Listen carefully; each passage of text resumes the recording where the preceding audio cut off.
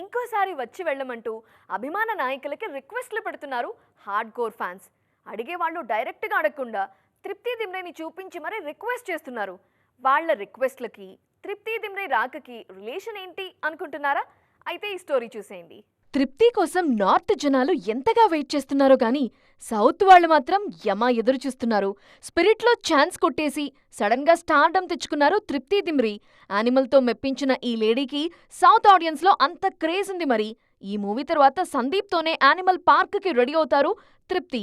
ఈ జోరునే అనన్య విషయంలోనూ ఎక్స్పెక్ట్ చేస్తోంది టాలీవుడ్. లైగర్తో తెలుగు ఆడియన్స్ కి పరిచయం అయ్యారు అనన్య పాండే.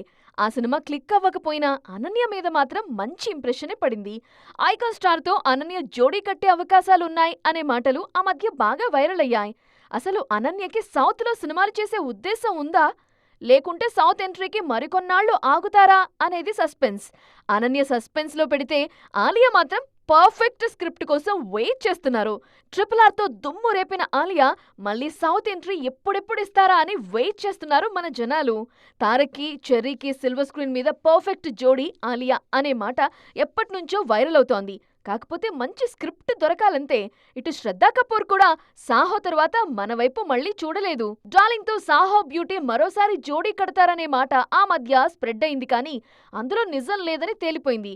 ఫ్యూచర్లో అయినా ఈ కాంబోని ఎవరైనా రిపీట్ చేస్తారా అనే ఎదురుచూపులున్నాయి.